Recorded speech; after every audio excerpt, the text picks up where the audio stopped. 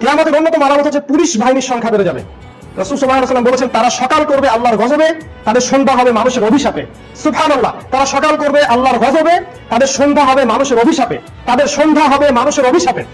কেউ তাদেরকে ভালো বলে না। প্রশাসনের সংখ্যা বাড়তে থাকবে। এই হাদিসগুলো আপনাদেরকে কে বলবে? আল্লাহু আ'লাম। আপনাদেরকে হাদিসগুলো কে অনুবাদ করে শোনাবে?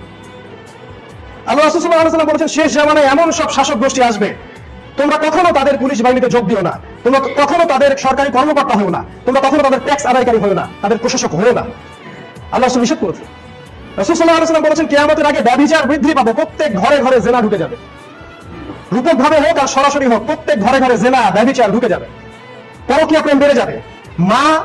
মাকে তার সন্তান হত্যা করবে, বাবাকে তার সন্তান জবাই করবে, ধর্ষণ বেড়ে যাবে, নারীদের শ্লীলতাহানি করা হবে প্রত্যেক মোড়ে মোড়ে ঘরে ঘরে। প্রত্যেক শিক্ষা প্রতিষ্ঠান এবং যেখান থেকে মানুষ জ্ঞান শেখার দাবি করে সেখানে জাহেলিয়াত নেমে আসবে। এগুলো রাসূল সাল্লাল্লাহু আলাইহি ওয়াসাল্লামের কথা। রাসূল সাল্লাল্লাহু আলাইহি ওয়াসাল্লাম আরো বলেছেন, কিয়ামতের আগে মহামারী দেখা দিবে, ধ্বংসাত্মক সব বিপর্যয় নেমে আসবে। অর্থাৎ এমন সব রোগ ব্যাধির উদ্ভব হবে যেগুলো আজ থেকে 50 বছর আগে, 100 বছর আগে কেউ কল্পনাও করেনি কখনো। এবং এইসব মহামারীতে লক্ষ লক্ষ কোটি কোটি মানুষ মারা যাবে।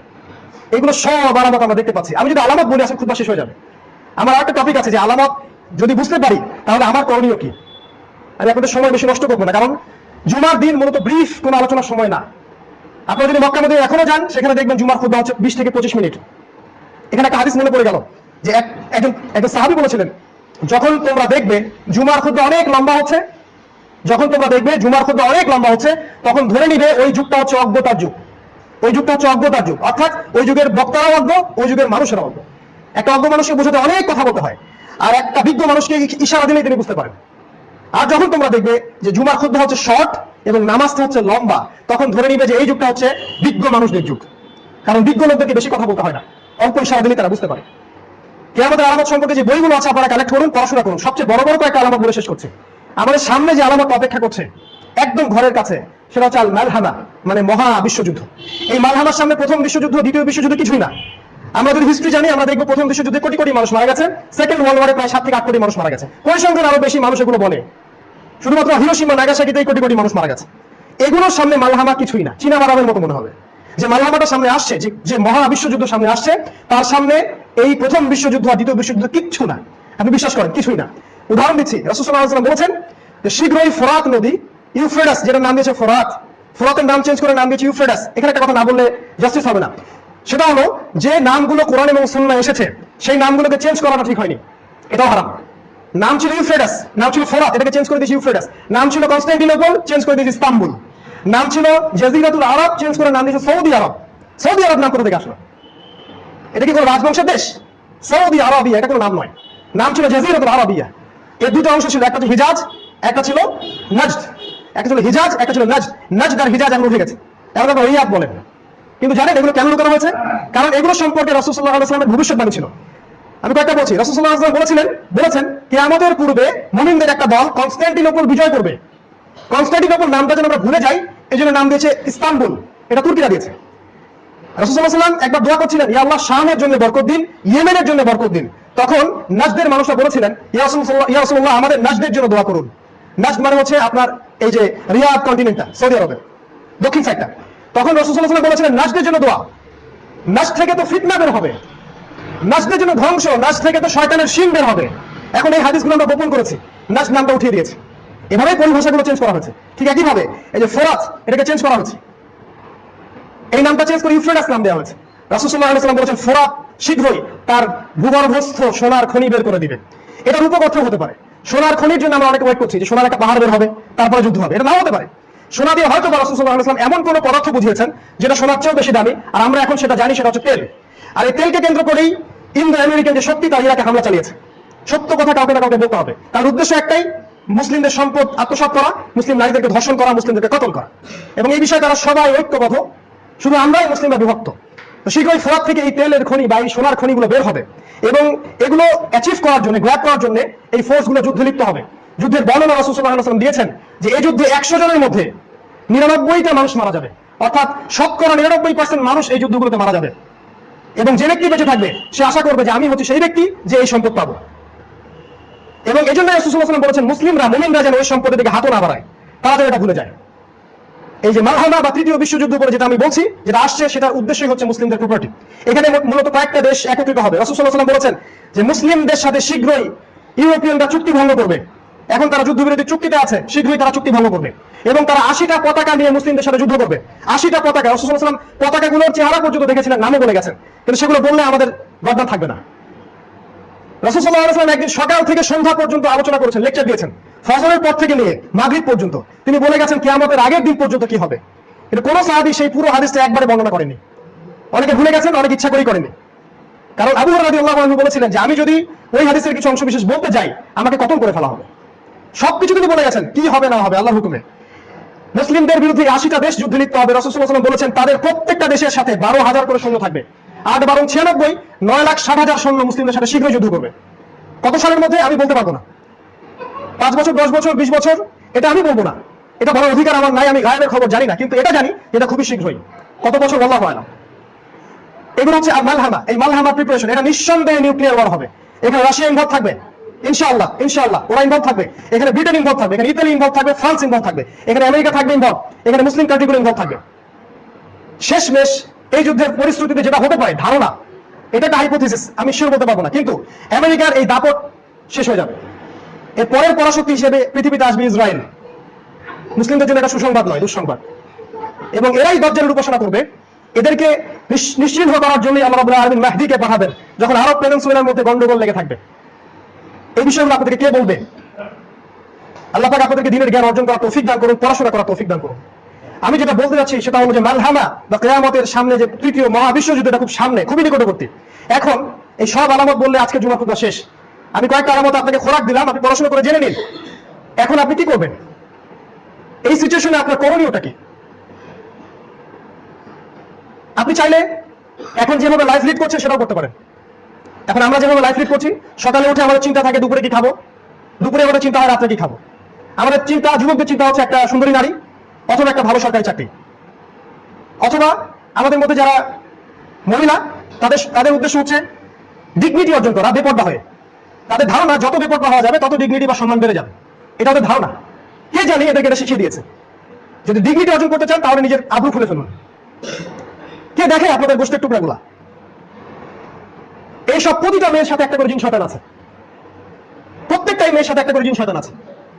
এবং অবশ্যই তারা জিনগ্রস্ত, এটা আমি প্রমাণ করতে পারবো। কেউ যদি আমাকে চ্যালেঞ্জ করে, তারা অবশ্যই জিনগ্রস্ত। এবং এখানকার ইউথ যারা আছেন, ইউথ জেনারেশন যারা আছেন, তাদের একটা মানে মহাপ্রলয় তাদের মধ্যে ঘুরপাক খায়। সেটা হলো হতাশা, তাদের বেকারত্ব, তাদের হতাশা, তাদের পরিবারের চাপ, তাদের একটা চাকরির সন্ধান, তারা কিভাবে কিছু টাকা আর্ন করবে, দিন নিয়ে তাদের কোনো ফিকির নাই। আল্লাহ তাদেরকে যে সময় দিয়েছে, তাদের যৌবন দিয়েছে, এটা নিয়ে তাদের কোনো ফিকির নাই। কেন জানি তারা একটা মনের পিছনে ছুটছেন যে মোহটা পশ্চিমারা আপনাকে দিয়েছে। আপনার সেলফোন থেকে ল্যাপটপ পর্যন্ত, নেট থেকে শুরু করে আপনার পড়ার টেবিল পর্যন্ত সবকিছুই ইউরোপিয়ানরা নিয়ন্ত্রণ করছে। আপনি কোথায় যান, কি করেন, কতবার স্মার্টফোন স্ক্রল করেন, সবকিছু ইউরোপিয়ানদের কাছে ডাটা আছে। আপনি জানেন না যে ফেসবুকের মাধ্যমে আপনার ডাটাগুলো সবার কাছে আছে এবং তারা আপনার মানসিকতা নিয়ে খেলছে। তারা জানে যে আপনি কি ধরনের মাইন্ডেড মানুষ। তারা একটা গেম দিয়ে একজন মানুষকে আত্মহত্যা করানো যেত না, তারা আপনাকে কিনে নিয়েছে। আমাদের যুবকদেরকে এগুলো কে বুঝাবে? কে তাদের সাথে এগুলো নিয়ে কথা বলবে? আমাদের যুবকরা কেমন খেলছে? দাবা খেলছে। সুবহানাল্লাহ। আল্লাহ পাক আপনাকে এই যৌবনটা দিয়েছেন শুধুমাত্র তার ইবাদত করার জন্য। আল্লাহ আপনাকে কিয়ামতের মাঠে জিজ্ঞাসা করা হবে আপনার যৌবন সম্পর্কে। প্রতিটা দিন, প্রতিটা রাত আপনি কিভাবে পার করেছেন। আপনার কাছ থেকে উম্মাহ জিহাদ আশা করে, আপনার কাছ থেকে উম্মাহ আশা করে আপনি উম্মার জন্য কিছু করবেন, আপনি কিছু মানুষকে দিন শিখাবেন, আপনি দিন রাত আল্লাহর পথে ব্যয় করবেন, এটা উম্মাহ আপনার কাছে আশা করে। আপনি ছুটছেন আপনার গার্লফ্রেন্ডের পিছনে। সুবহানাল্লাহ। সে আপনাকে কি দিবে? তাকে যদি আপনি পেয়েও যান, আপনি কখনো সুখী হবেন না। আজকে আমার টপিক না, এটা নয় যে পারিবারিক বিষয়। আমি পারিবারিক বিষয়, প্যারেন্টিং সম্পর্কে আপনাদের সাথে আরেকদিন কথা বলবো ইনশাআল্লাহ, যদি সুযোগ হয়। আমি যেটা বলছি যে আমাদেরকে যে মোহের মধ্যে আকর্ষিত করে রাখা হয়েছে, এটাও রাসূল সাল্লাল্লাহু আলাইহি ওয়াসাল্লাম বলে গিয়েছিলেন যে তোমাদের সামনে আমি দাজ্জালের চেয়ে বেশি যে জিনিসটা ভয় পাই সেটা হচ্ছে দুনিয়া। দুনিয়ার মোহ চাকচিক্য তোমরা ডুবে যাবে। রাসূল সাল্লাল্লাহু আলাইহি ওয়াসাল্লাম বলেছেন যে সমস্ত কুফাররা তোমাদের বিরুদ্ধে ঐক্যবদ্ধ হবে এমন ভাবে যেমন ভাবে একটা দস্তরখানায় মানুষ খেতে বসে। সাহাবীরা অবাক হয়ে জিজ্ঞাসা করেছিলেন, ইয়া রাসূলুল্লাহ, আমাদের কি শক্তি কম থাকবে তখন? তিনি বলেছিলেন, না, তোমরা সংখ্যায় প্রচুর হবে কিন্তু তোমরা হবে আবর্জনার মতো। তোমরা সংখ্যায় প্রচুর হবে কিন্তু তোমরা হবে আবর্জনার মতো। তোমাদের অন্তরে আল্লাহ রাব্বুল আলামিন ওয়াহান ঢেলে দিবেন। সাহাবীরা জিজ্ঞেস করেছিলেন, ওয়াহান কি? রাসূল সাল্লাল্লাহু আলাইহি ওয়াসাল্লাম বলেছিলেন, ওয়াহান হচ্ছে দুনিয়ার মোহ আর মৃত্যুর ভয়। তোমরা আল্লাহর পথে জীবন দিতে চাইবে না। এই দুইটা জিনিস যখন তোমাদের মধ্যে পেয়ে বসবে, তখন কাফেররা তোমাদেরকে কুচি কুচি করে কেটে ফেলবে, এখন যেটা হচ্ছে। এবং এটা কাটতেই থাকবে যতক্ষণ আল মাহদি, ইমাম আল মাহদি বের হন, ততক্ষণ পর্যন্ত আপনারা মার খেতেই থাকবেন। যদি এখন চান যে এখান থেকে বের হওয়ার কি পথ, আমি কয়েকটা পয়েন্ট আপনাদের সাথে বলতে পারি। আল্লাহ রাব্বুল আলামিন আমাদেরকে কিয়ামতের এই আলামতগুলো সম্পর্কে সচেতন হওয়ার তৌফিক দান করুন, আমাদের জীবনের উদ্দেশ্য ফিক্স করার তৌফিক দান করুন, আমাদেরকে সেইভাবে প্রস্তুতি নেওয়ার তৌফিক দান করুন। আল্লাহুম্মা আমিন।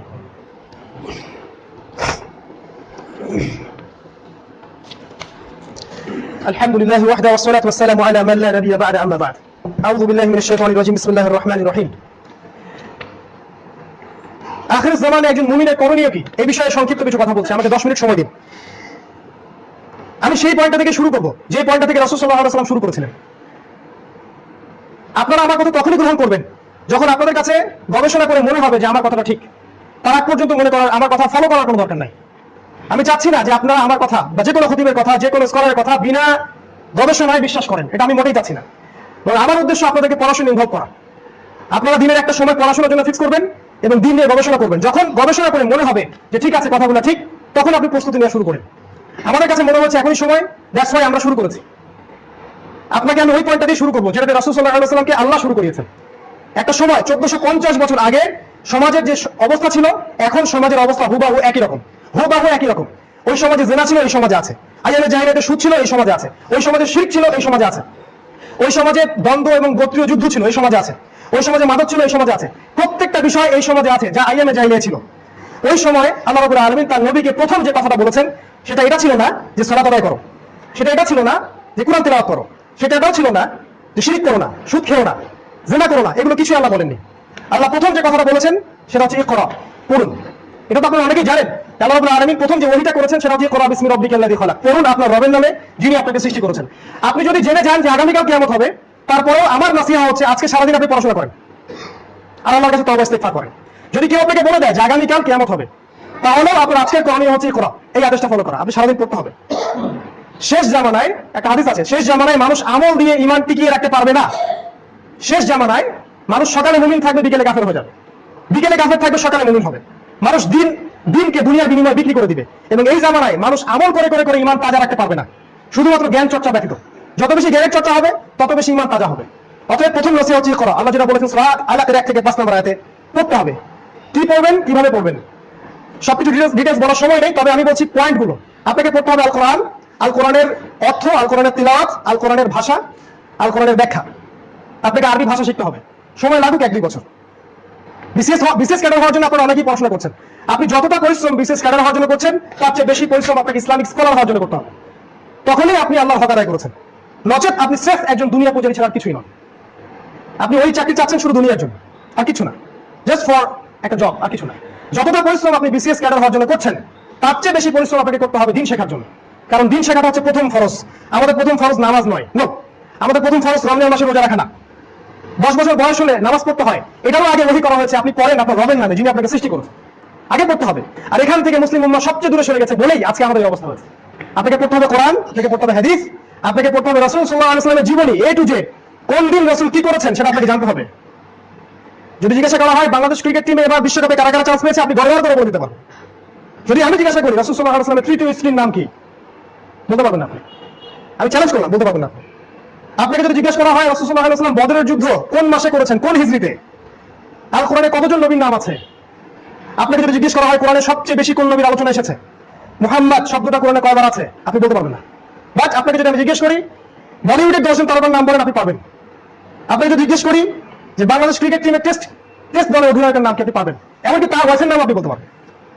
এটা হলো চরম একটা সাফল্য, আমি বলবো আর কি, দুনিয়াবী সাফল্য। সো পড়তে হবে আপনাকে, এই বিষয়গুলো পড়তে হবে, কোরআন, হাদিস, সিরাহ, এরপর হচ্ছে ফিকহ।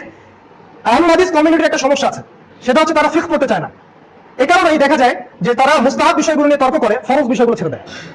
একটা মুস্তাহাব বিষয় নিয়ে তর্ক করে মসজিদ ভাগ হয়ে যায়, সেখানে ফরজ ঐক্যটা বিনষ্ট হয়ে যায়। কিন্তু এই মুস্তাহাব আমলটা চেয়ে ফরজটা যে বেশি ইম্পর্টেন্ট ছিল, এই বেসিক মানে কমন সেন্সের অভাবে তারা ভুল। সত্য কথাটা আপনাকে বলতে হবে। আপনি তখনই আমার কথা গ্রহণ করবেন যখন আপনার কাছে মনে হবে কথাটা ঠিক। তার আগে গ্রহণ করার দরকার নেই। ফিক করতে হবে আপনাকে, কোনটা ফরজ, কোনটাকে আপনি বেশি প্রায়োরিটি দিবেন, তারপরে কোনটা, তারপরে কোনটা, তারপরে কোনটা। আপনাকে আরো পড়তে হবে ইসলামিক হিস্ট্রি, একদম রাসূল সাল্লাল্লাহু আলাইহি ওয়াসাল্লামের জীবনী শেষ থেকে নিয়ে আজ পর্যন্ত, কমপক্ষে প্রথম বিশ্বযুদ্ধ পর্যন্ত কি হয়েছে, অটোমান খেলাফত ধ্বংসের আগ পর্যন্ত আপনাকে পড়তে হবে। নাহলে আপনি হতাশায় ভুগবেন, আপনার কাছে মনে হবে যে উম্মার অবস্থা খুব খারাপ। এর চেয়ে অনেক খারাপ অবস্থা আগে চলে গেছে, অনেক খারাপ অবস্থা আগে চলে গেছে। আপনাকে আরো পড়তে হবে সাম্প্রতিক বিশ্ব, মুসলিম বিশ্বের এবং সারা বিশ্বের কোথায় কি হচ্ছে প্রত্যেকটা কারেন্ট অ্যাফেয়ার্স, প্রত্যেকটা নতুন দৃশ্য, প্রত্যেক দিনের নিউজ আপনাকে দেখতে হবে। নচেত এমন হবে আপনার ঘরের সামনে ফিতনা চলে আসছে, আপনার ঘরের দরজায়, আপনি টের পাবেন না। এই বিষয়গুলো পড়ুন। এই জন্য আল্লাহ রাব্বুল আলামিন প্রথমে বলেছেন পড়ুন, আপনাকে ফিতনার সময় পড়তে হবে। 2, জ্ঞান অনুযায়ী আমল করতে হবে। জ্ঞান অনুযায়ী আমল করতে হবে। এটা হচ্ছে সূরা আল ইমরানের 102 নম্বর আয়াতের ব্যাখ্যা। আল্লাহ বলেছেন ইয়া আইয়ুহাল্লাযীনা আমানু, হে মুমিনগণ, ইত্তাকুল্লাহ, আল্লাহকে ভয় করো, হাক্কা তুকাতিহ, ভয় করার মতো ভয় করো, ওয়ালা তামুতুন্না ইল্লা ওয়া আনতুম মুসলিমুন, পরিপূর্ণ মুসলিম না হয়ে মৃত্যুবরণ করো না। জানা অনুযায়ী আমল অবশ্যই করতে হবে। আল্লাহ পাক আমাদেরকে জানা অনুযায়ী আমল করার তৌফিক দান করুন, আল্লাহুম্মা আমিন।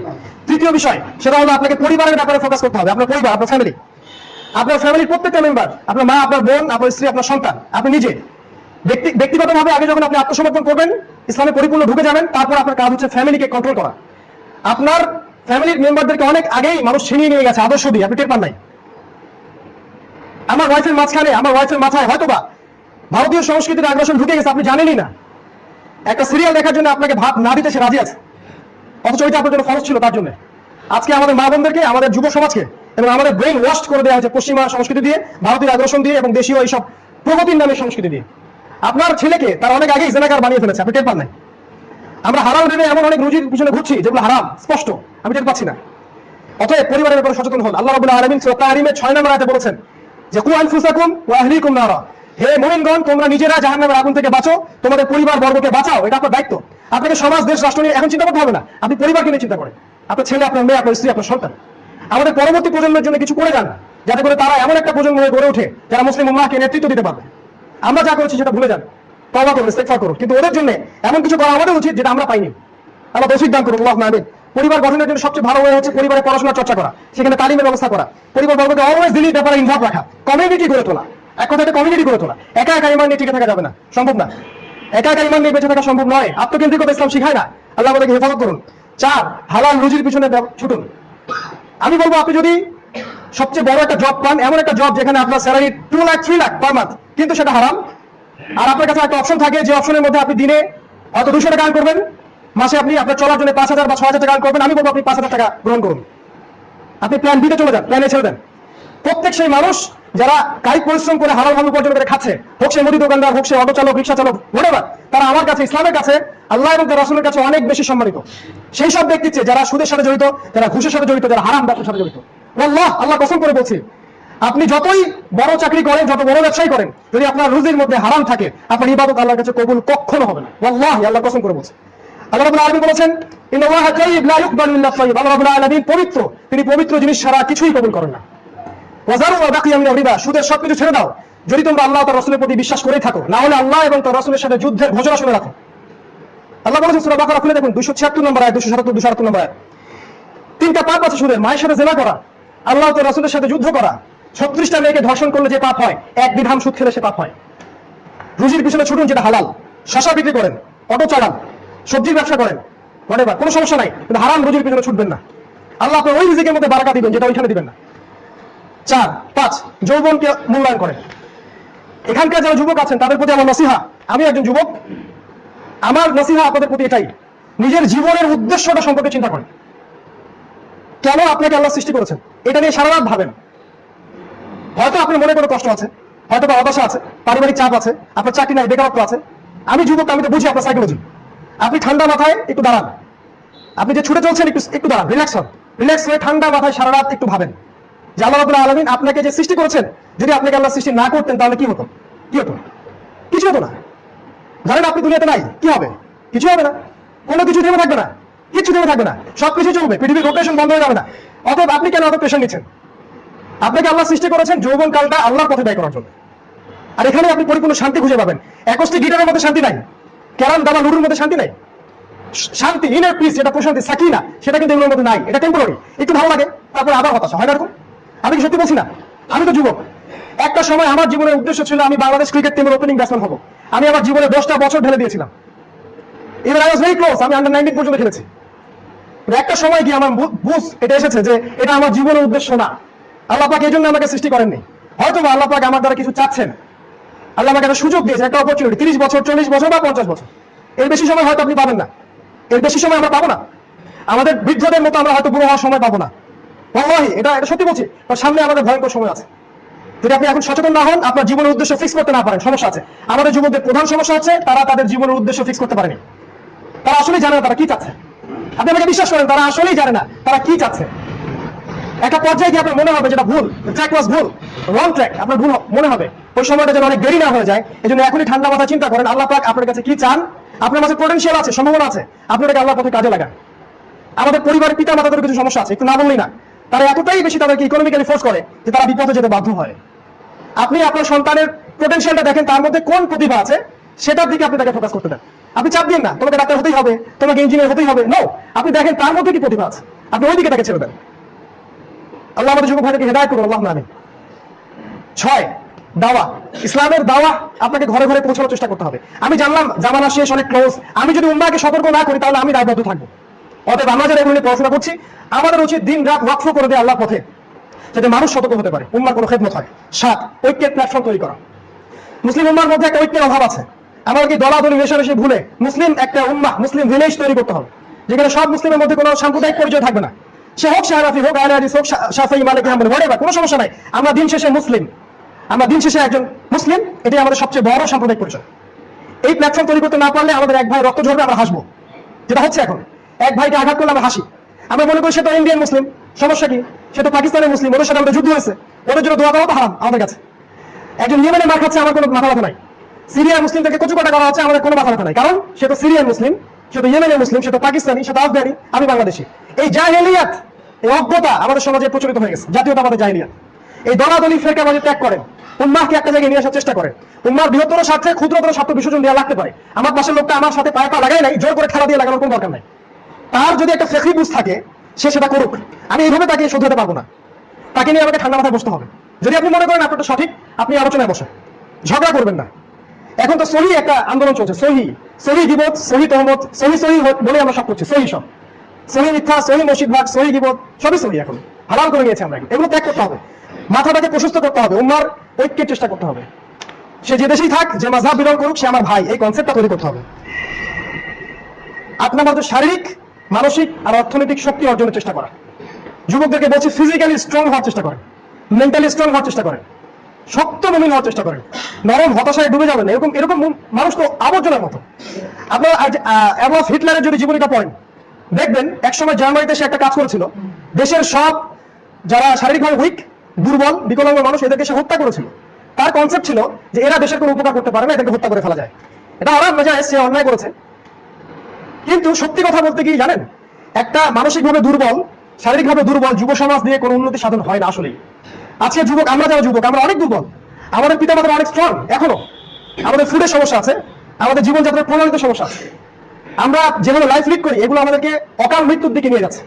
অতএব আপনি জিম করেন, আপনি কায়িক পরিশ্রম করেন, খেলাধুলা করেন, এগুলোতে চলে আসেন, আপনি সময়কে মূল্যায়ন করেন, শারীরিক, মানসিক, অর্থনৈতিক শক্তি অর্জন করেন। লাস্ট আরেকটা বিষয় বলে শেষ করছি, সেটা হচ্ছে যে এই পৃথিবীটা চূড়ান্ত সাফল্য আর ব্যর্থতার জায়গা নয়। আল্লাহ দ্বীনকে প্রতিষ্ঠার জন্য জান, মাল, অর্থ, সম্পদ সবকিছু দিয়ে আপনাকে প্রচেষ্টা চালাতে হবে। এটাই মূলত জিহাদ ফি সাবিলিল্লাহ, এটাই জিহাদের ব্যাখ্যা। এই 10টা পয়েন্ট যদি আপনারা আখিরুজ জামান, শেষ জামানায় নিজেকে বাঁচাতে চান, তাহলে আপনাকে আজ থেকে এই পদ্ধতি অবলম্বন করা উচিত বলে আমার ভিশন, আমার মতামত। আপনি তখনই গ্রহণ করিয়েন যখন আপনার কাছে মনে হবে এটা ঠিক আছে। যদি আপনার কাছে মনে হয় এটা ঠিক নাই, গ্রহণ করার দরকার নাই। আমাদের সামনে সময় খুব সংক্ষিপ্ত, আমাদের প্রিপারেশন নেওয়ার এটাই শেষ সময়। অথবা আপনি যেভাবে জীবনযাপন করছেন সেটাও আপনি করতে পারেন, দুনিয়াকে উপভোগ করতে পারেন। আপনার জন্য পরকালে আল্লাহ রাব্বুল আলামিন কি করবেন সেটা আল্লাহ জানেন। আল্লাহ রাব্বুল আলামিন আমাদের সকলকে এই বিষয়গুলো বুঝে প্রস্তুতি নেওয়ার তৌফিক দান করুন, আল্লাহুম্মা আমিন। খুতবার 10 মিনিট সময় এক্সট্রা নেওয়ার জন্য আমি আন্তরিকভাবে দুঃখিত, তবে আমার কাছে মনে হয়েছে যে এই বিষয়গুলো একটা জুমার খুতবার আনা সম্ভব হয় না। আমি পয়েন্টগুলোকে আনার চেষ্টা করেছি আপনাদেরকে চিন্তার খোরাক দেওয়ার জন্য। যদি কেউ বিরক্ত হয়ে থাকেন আমাকে মাফ করবেন। আল্লাহ রাব্বুল আলামিন আপনাদের সকলকে দ্বীন ইসলামের আলোয় আলোকিত করুন, আল্লাহুম্মা আমিন। আপনাদেরকে আল্লাহ রাব্বুল আলামিন দুনিয়া আখিরাতে বারাকা দান করুন, আল্লাহুম্মা আমিন। আপনাদের অসুস্থতা আল্লাহ দূর করে দিন, আপনাদেরকে হালাল রিজিকের ব্যবস্থা করুন, আল্লাহ পাক আপনাদেরকে দ্বীনের জ্ঞান অর্জন করার তৌফিক দান করুন। আল্লাহ রাব্বুল আলামিন আপনাদের ইহকাল এবং পরকাল উভয় জগতে আল্লাহ পাক আপনাদেরকে সুখী করুন। যুবক ভাইদেরকে আল্লাহ রাব্বুল আলামিন ইসলামের দিকে নিয়ে আসুন, তাদের দ্বারা ইসলামের খিদমত কবুল করুন, আল্লাহুম্মা আমিন। আকুলু কওলি হাযা আস্তাগফিরুল্লাহ লি ওয়া লাকুম ওয়া লিসাইরিল মুসলিমিন। বারাকাল্লাহু লানা ওয়া লাকুম বিল আয়াতিল হাকীম। ইন্নাহু তাআলা জাওয়াদুন কারীমুন বাররউফুর রহিম। কুমু লিস-সালাতি ইয়ারহামুকুমুল্লাহ। সালাতের জন্য দাঁড়িয়ে যান, আল্লাহ আপনাদেরকে